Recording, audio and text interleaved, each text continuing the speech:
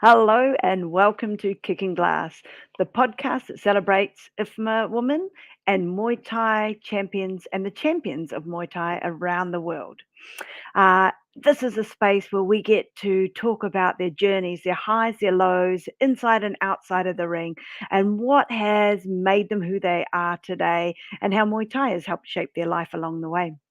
Our podcast is proudly sponsored by Razor Promotions, who is a international promoter based right here in New Zealand and is starting to take the international fight scene by storm. So if you're an international fighter and you want to fight down under here, PM us at IFMA_woman and we will connect you both up.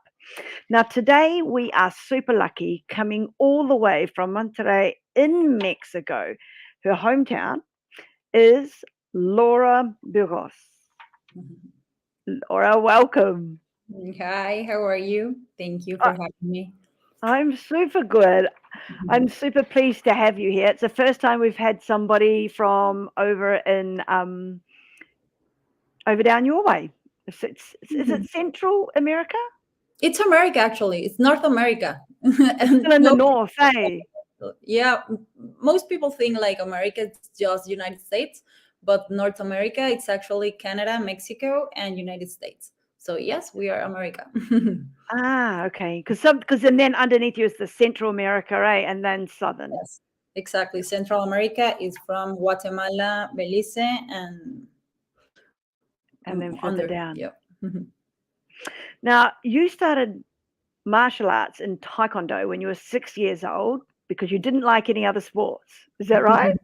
Yeah, my mom used to tell this story everyone because she tried to I don't know to she tried to make me take classes of ballet and stuff like that, but I didn't like it at all. So I ended up in taekwondo and I really like it, and I was there like 4 or 6 years.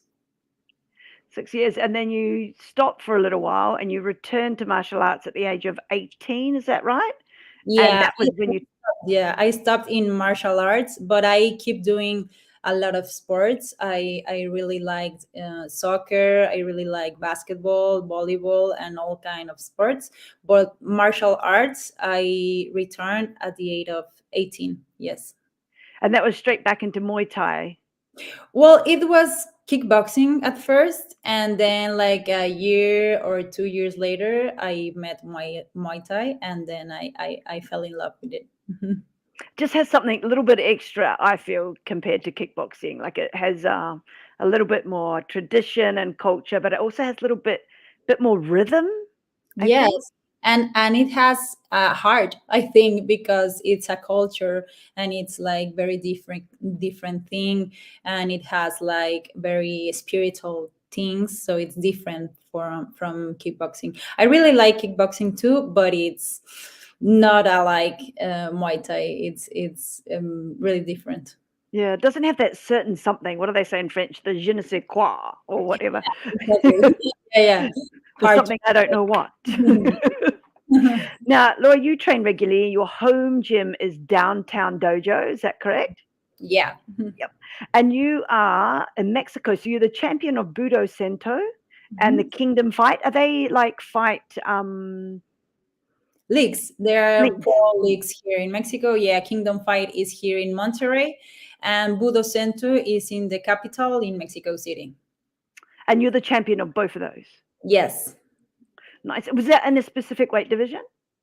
Yeah, in Kingdom Fight was in 51 or 52, I think, kilos, that it's 115 pounds.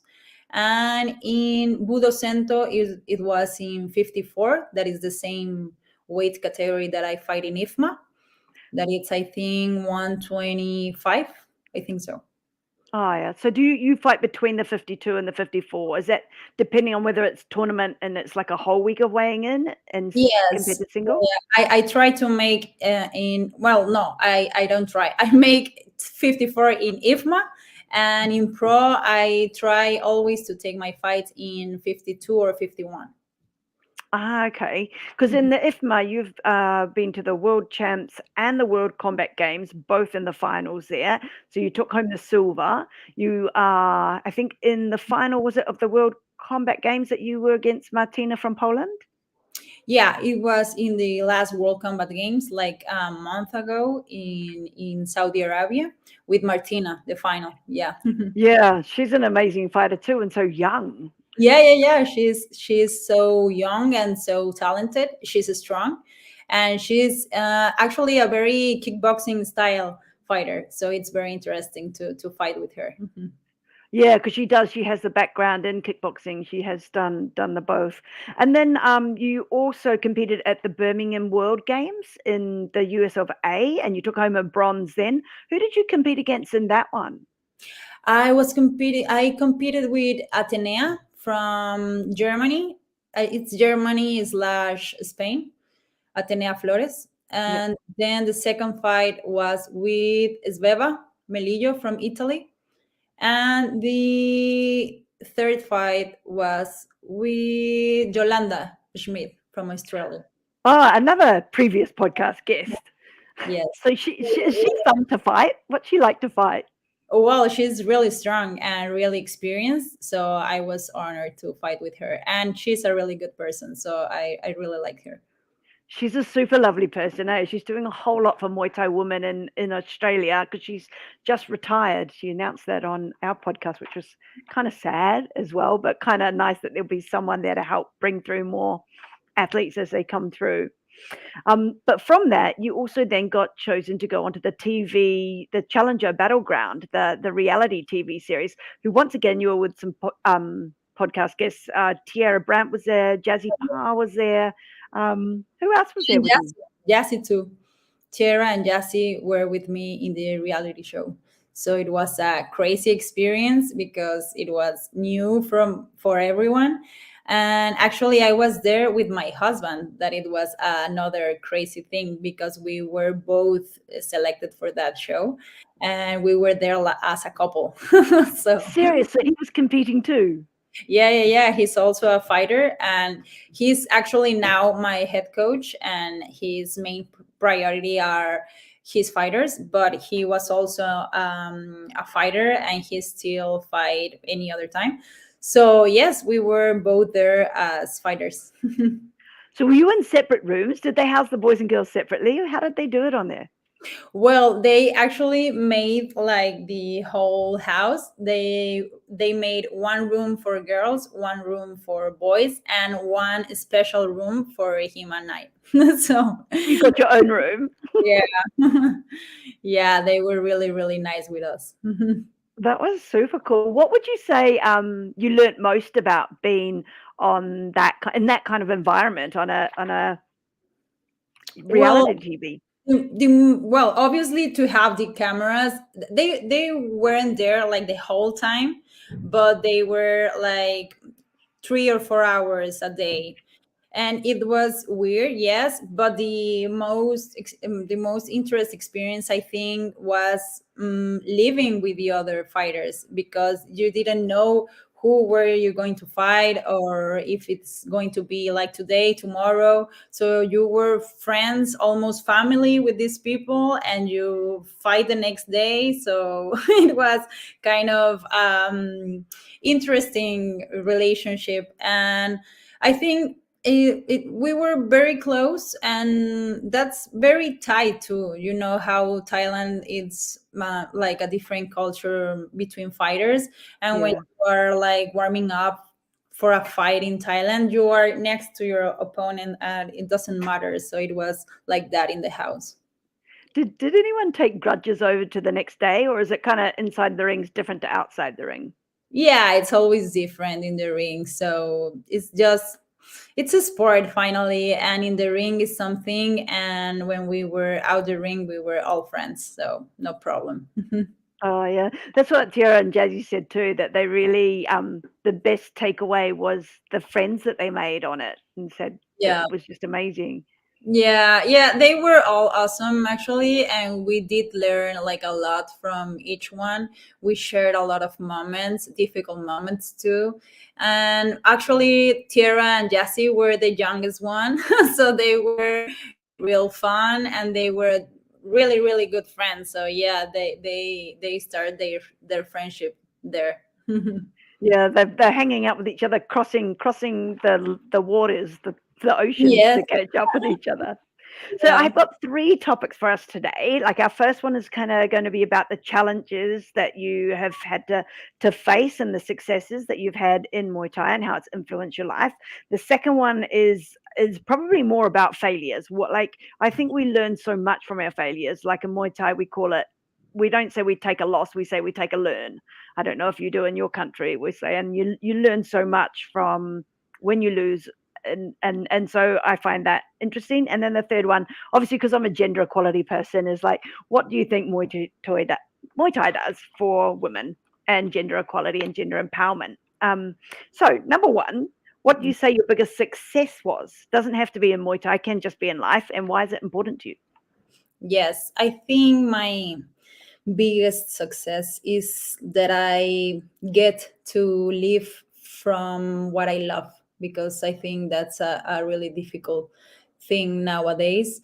And I live a really happy life with my family. I think I'm successful because I have a happy family. My father and my mother and my brother are here with me, and also that I found a really, really, really good person as a husband. So I think it's a real success to meet someone that you can be a really good team. So I think that's the one thing that I see myself like a success, my life and living from this.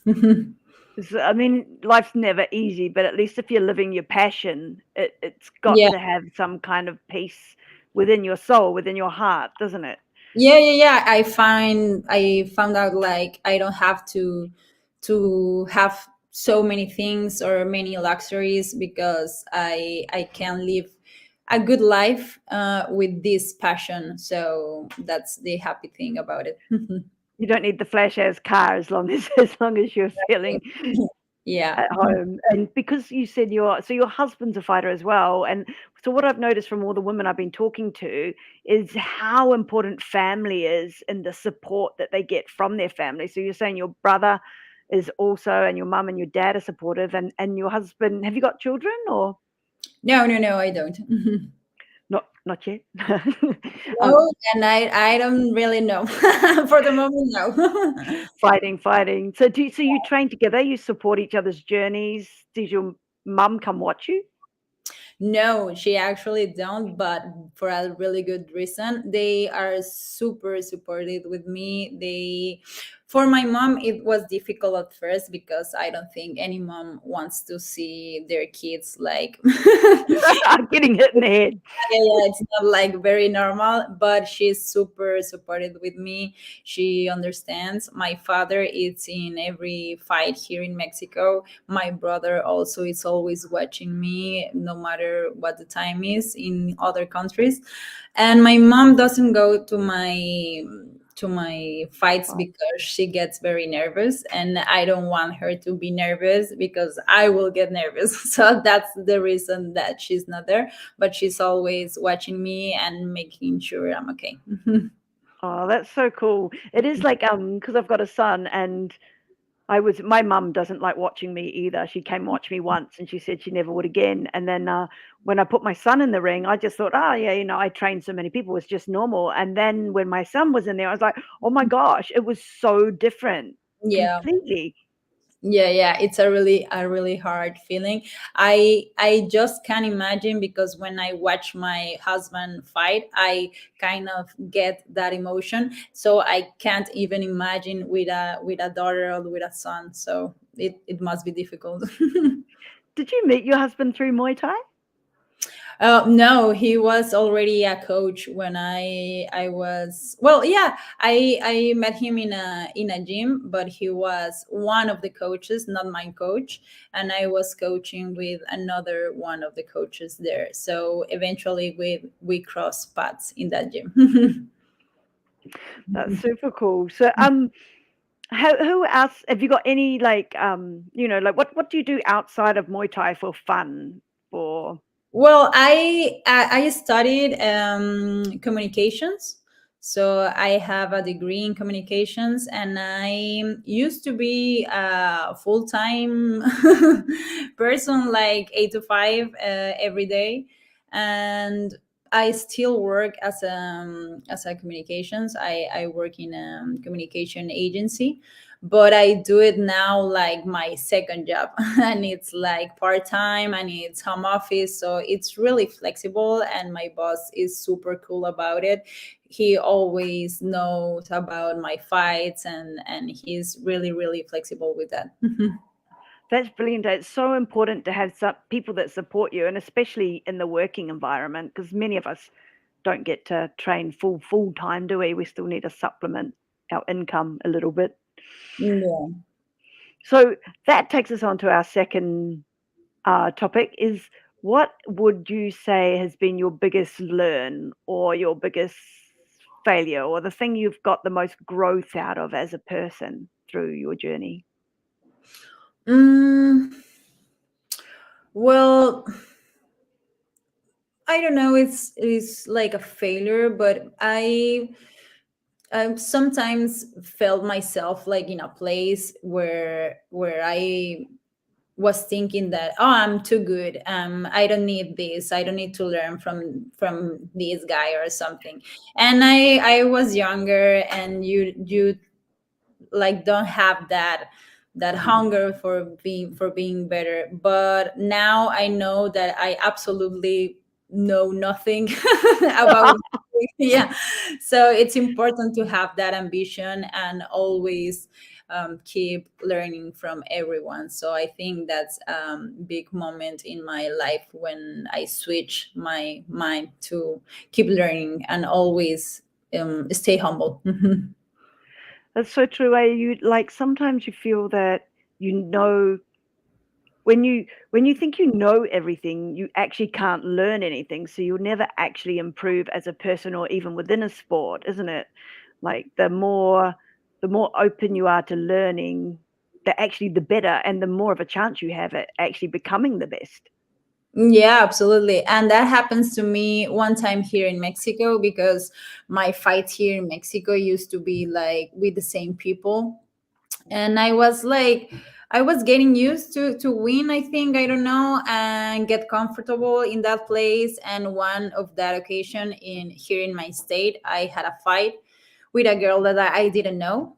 So I was taking it like it was nothing, and I took a breakfast that I didn't that I didn't have to, and it was too heavy, and I was feeling bad, and then I had to fight, and the fight was horrible. Like I did a terrible job, and my coach, my husband, was really angry, and we talked about that a lot. And yes, it was me like being like selfish and thinking that, oh, I'm super good and I'm going to win this like nothing, easy peasy. So that's why I got in that place. And nutrition is so important, isn't it? Like if you don't have your food right in your stomach, it can actually make a huge difference to your fight and you're competing. I Yeah. remember a boxing one, and they had two of the fights had pulled out, and then they had two knockouts. So you normally calculate how many hours you've got about into your fight, so you know what you can eat and what you can't eat. And I just had a banana, which I used to have like an interim, so not too much food in my stomach. But then I had to go out and fight like 10 minutes later, and I was walking out the door, and then I was like, I don't feel good. I had to run back in, throw up the banana, and then go out to the ring. Ready. Yeah, it's really hard, so I learned the bad way. I don't think there's any bad way to learn, though, is there? Like if we're learning, it's still always a good thing. Yeah, it's a good way to see it. It is. I'm just going to have a quick chat about one of our other sponsors. I don't know if you've used their groin guards. Have you heard about Low Blow? They do the purple, No, no, no, no. I don't know the brand, but the I brand. use one. Yes. You use one? Is it? So it's Not for, not one of. yeah. So so today they've come on as a sponsor and they're super amazing. And I swear, once you wear one of these groin guards, you will never ever wear a different one again. They're like the company call them performance protection, which means you can move, you can kick. It doesn't even feel like you're wearing one. Oh, They are absolutely incredible, and they've also got a new boil and bite mouth guard, which I think is even better than my dentist fitted one, which is incredibly expensive. Anyway, so they are sending out to all our guests, you as one of them, oh, yeah, a package. So they will send one out to you, and you can have a go with it and see what you think about it. And then let us know, and maybe even do a little post if you like it. sure. Yeah, Thank you. but I will. you're you're welcome. It's and if any of our guests are listening, we do have 15% off if they put in kicking glass, no hashtag, in as a promo code, and then they'll get 15% off. It also they do male groin guards as well, so they're not just female ones. Yeah, so Okay. we'll get that. I'll get your details afterwards, and I'll send it out to you, and then I'll get in contact with you and see what you think of them. Perfect. But Thank you. because Patricia, Patricia Axling, Hmm. yeah, so she's from Sweden. So she's been wearing theirs for like 8 years, and she said she never changed to any of the other ones ever again. So I think you're in for a treat when it comes to you. Excited. Thank you. You are most welcome. Um, so what was my next question? We're on to the females thing. So on to the gender equality. What do you think Muay Thai has, like compared to, or even just martial arts, like compared to other sports? It seems to have a superpower that helps empower women. I don't know if it's because it's a hard sport, because it's typically a male dominated sport. What's your thoughts? Well, I don't know. I think every martial art is important for women because it makes us feel stronger and to have some kind of protection. So Muay Thai is really important for women and for me to show other women that we can be strong and we can be confident in the street, especially in countries like here in Mexico that it's so dangerous in some places. So yeah, it's really important for me and for women in general to practice this, to be comfortable inside the gym, to share with other people. I'm like really proud when some of my male partners come and ask me for advice or things like that, because I know we got to that level of equality, at least in my gym. So they come and they ask you for advice on fighting and sparring and Yeah, and that feels awesome because I know we are now in that level and that we can make a change from there. Mhm. I'm just sitting my dog's getting grumpy, so I'm just telling my son to come sort it out. um, do you train other people? You coach, you said, eh? Yes. Yeah, I try to help in the gym, so I help any kind of student there in the gym. And the boys and the girls. Yeah, exactly, boys and girls. Mhm. That's brilliant. Um, my dog's just I been love an idiot. Well, it's that. not my dog, it's my son's dog. It's like, come sort it out. It's getting grumpy with me around the corner. Um, I think like one of the things I've found in Muay Thai is that real respect, like you were talking about, between male fighters and female fighters, and then and it flows over into the gym, doesn't it? That that when you're away at championships, like I don't know if what it was like when you went to your first IFMA championship. I see that the males support the female fighters as much as the female fighters support the male fighters, and there seems to be quite a huge respect that goes back and forth between the genders. They see each other more as fighters than as of a certain gender. Yeah, yeah, that's actually, I think that's the key. Actually, the sport has some main value, the respect. So it's in all aspects between, and gender is one of them, because you are equal to them, you train equal with them, and you spar equal with them. So that shows, and it's an honor to be respected as equal. Yeah, it feels nice, doesn't it? Hmm. Yes. So is Muay Thai big in Mexico? Like, 'cause when I think of Mexico, I know they were really good at boxing and have historically always been very good boxers. So is there a lot of Muay Thai in Mexico? Yes, yeah. Well, obviously, it's not as big as box yet, but we have a lot of talent here. We have so many fighters, female and male. And I think we are in a very good moment, because we are growing and we are making the world notice us. So we are in our way to make a difference, I think. So we have some of the Mexican fighters now in big leagues, and we are making it, so it's step by step. And have you been following the RWS, the Rajadanam fight series that's been going on Which ones? from Rajadanam? Oh, The yeah, yeah, yeah, yeah.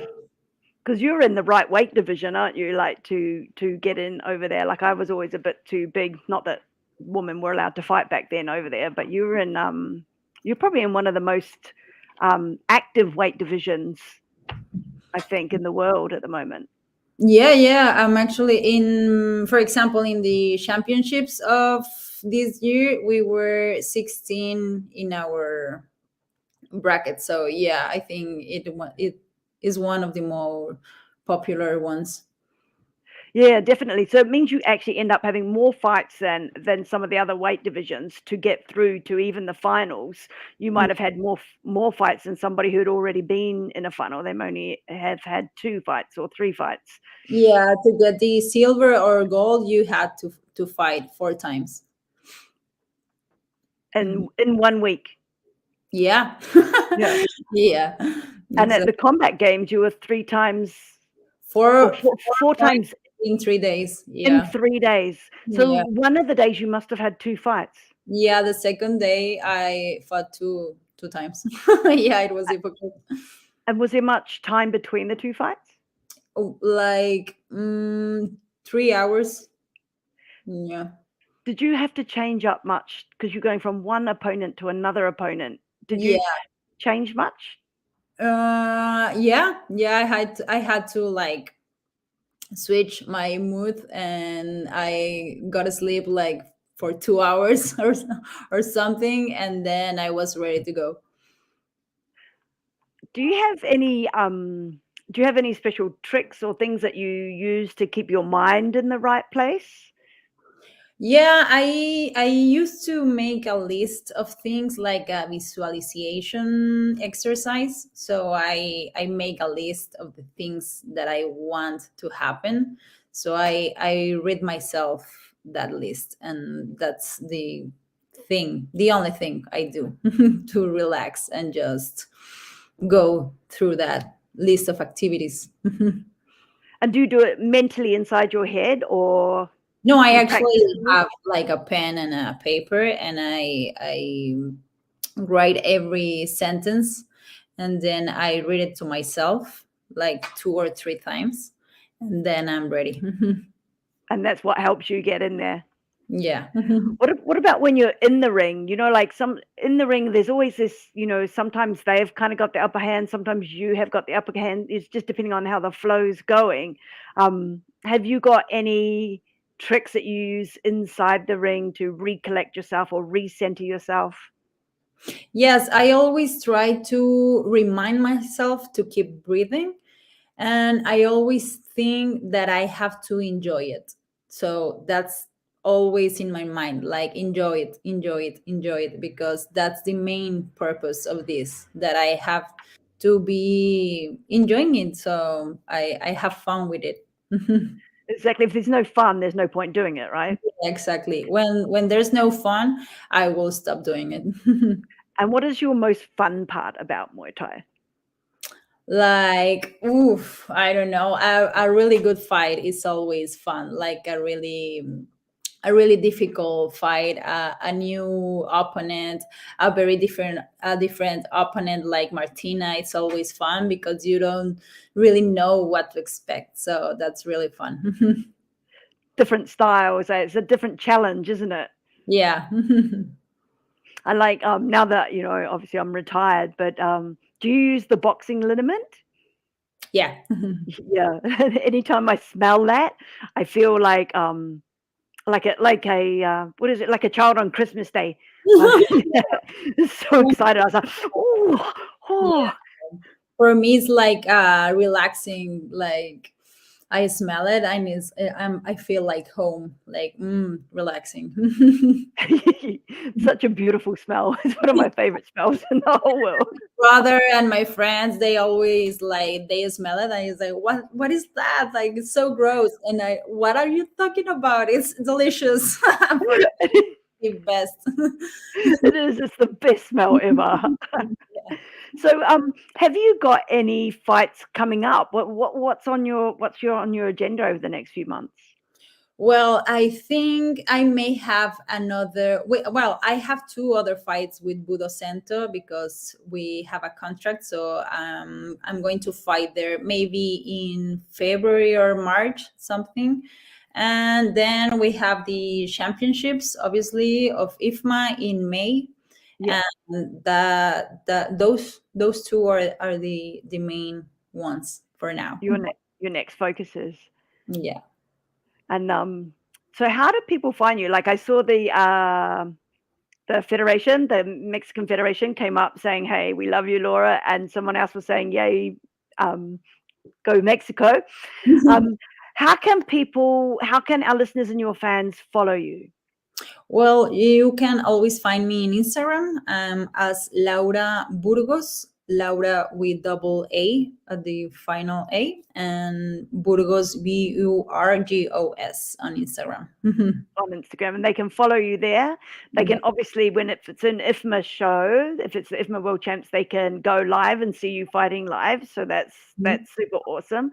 And what about the Budo Centos? Do they have a page that they put anything up on, or? Yeah, they're in Instagram too. You can find it like Budo Sento Championship, and you can also find them in YouTube. They had my fights there too, and they also are in UFC Fight Pass. You can find them there too. Sweet. So if we want to watch some of your past fights, we can just jump onto YouTube, Yeah, exactly. set Mhm. you up, and see some of them.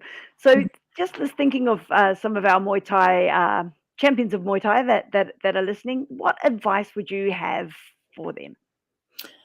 Well, I think the same advice that I give to myself that you have to enjoy it, you have to have fun, to keep it playful and just yeah, enjoy yourself there because when it stops being fun, you are stop learning. So you have to enjoy it every time.